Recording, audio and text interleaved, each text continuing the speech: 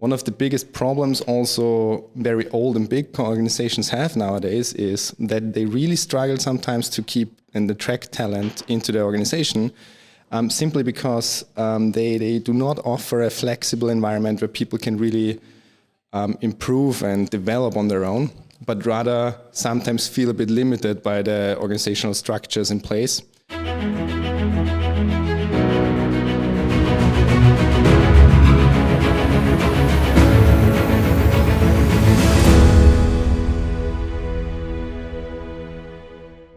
Good morning, everyone, and welcome to a brand new series called Flextales, where we speak with a few of the individuals here at Anyline to find out their flexible working environment and how they're making it work. My name is Mark Babin, and I'm sitting here with David Rieger, our Chief Information Security Officer, and he has done a unique approach to flex working that is pretty unique, and I think it's a great story, and I'll get to that. But first of all, when we talk about this hybrid working model and flex work, why do you think it's such an important thing for employees and companies to really invest in and think more about?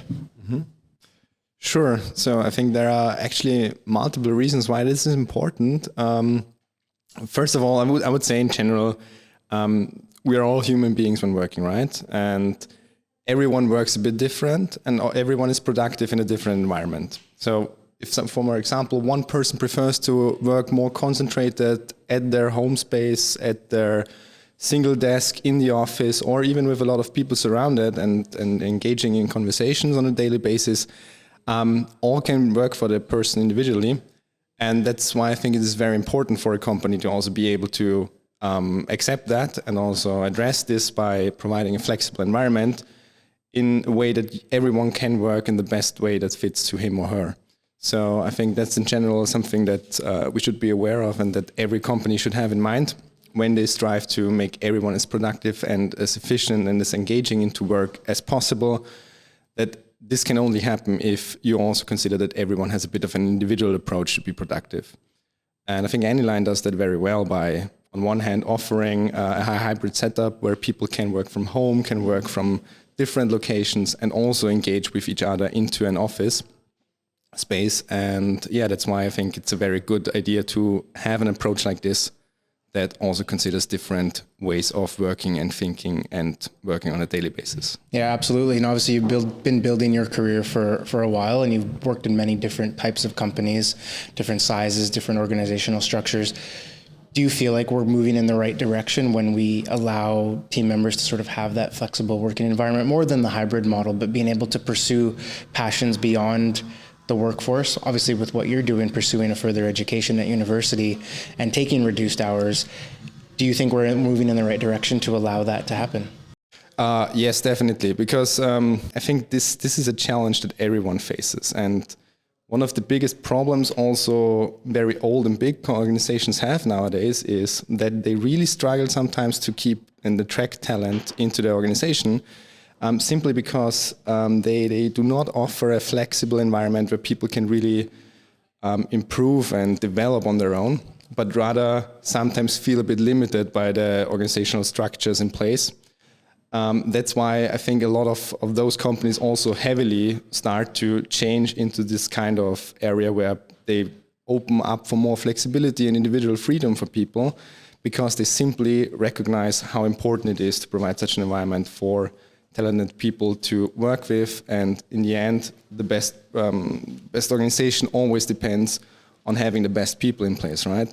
So you have to provide an environment where the best people always attracted to and feel like they can be themselves and also develop further, because in the end, that's what you want to achieve as an organization in the end. So yeah, I would definitely say we are moving in the right direction, simply because, first of all, others do it as well. And on the same time, I think it's also a bit logical to say, when you want to have the best people working at you, you have to also provide an environment where the best people come to you. And that's what I think also is part of this whole flexibility culture, to provide such an environment specifically. Yeah, and allow everyone to kind of meet the demand of what employees expect these days as well. It's a different type of employee on the market these days. So obviously you're taking advantage of the flexible working environment and pursuing your education. Just how important is it for you to be able to do that and pursue a passion of yours outside of what you've been doing? Actually, very important. I would say that this is actually more even a red flag for me if a company wouldn't support something like that, because if you work in a knowledge-specific area, an area where your main work focuses on providing expertise, knowledge to the organization, to individuals, then it is very, very important, or actually that's your main purpose in the end in terms of profession, to always stay sharp in the area of expertise where you're working in, right?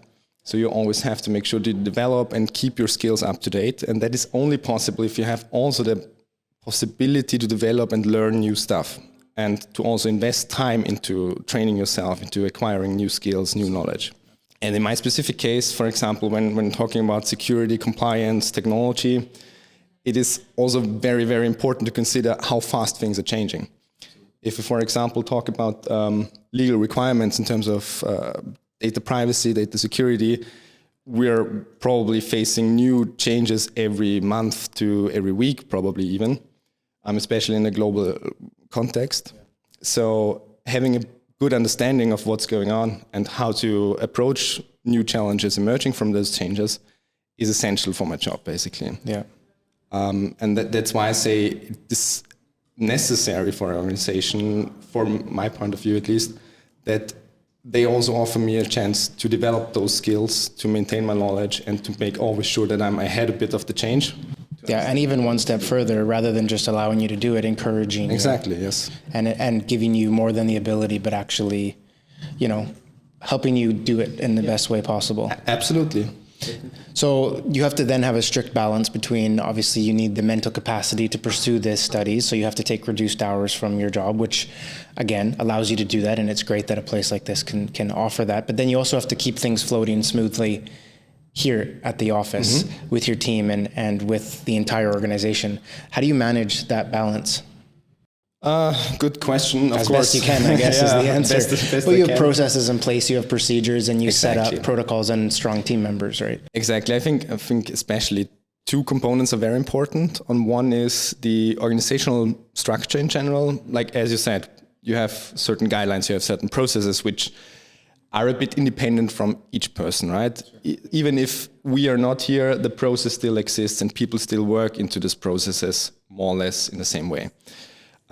But on the other hand, of course, you can have the best organizational structure if it doesn't work, or if you don't have the right team. And that is, I think, the second important thing you have to have in place. You have to have the right people in place that support such a flexible way of working. And also, I think, in that context, very important it is very important to have a huge trust basis between each other. For example, because you mentioned how are things running, how do I keep things running in terms of my team, in terms of the organization when it comes to IT operations, security and so on. First of all, and I think that's the most important part, is that I have a huge trust basis with other people to make sure that they know what needs to be done, that they know how certain things are performed, and that things are also running when I'm not there always. Allows you to mentally be away. Exactly, because of course it's also good to have somebody near that you can ask always. Yeah. On the other hand, it's also important that you can trust that people act individually and responsible on their own, and not always rely completely on each other being physically present. But yeah, so far this works really, really great here because we have actually a very great team. That you can also be sure that people act responsible, that people do their jobs in time with the quality you expect.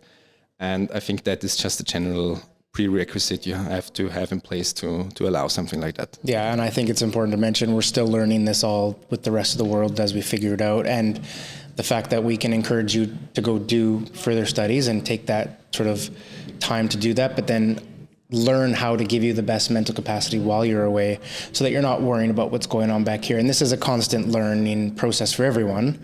But it's good to hear that you think that we're certainly moving down the right road and will continue to develop as that goes on. Yes, definitely. And of course, what you also have to say is that, that this must be something that is supported from top down. So you Great actually point.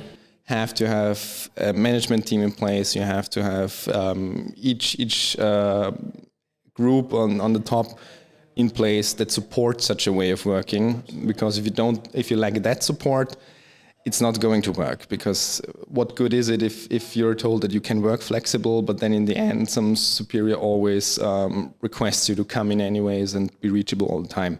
You need to walk the talk rather than just say what your values are. And I think you're a shining example of that from the top as well, to give the rest of the team that confidence to do it. So, but if you're doing it and you're enjoying your studies and you're continuing to pursue, then all the power to you, and look forward to, obviously getting you back full time. But it's nice to obviously have you go and pursue and come back a little bit smarter. I tried my best to be finished as fast as possible, of course, but no, these things take time. Things take time, yes. It's nice that you can pursue those passions. So thank you for the conversation, and we'll talk to you soon. Thank you very much. Thanks everyone for watching this episode of Flextales with David Rieger. We'll see you on the next one very soon. Bye.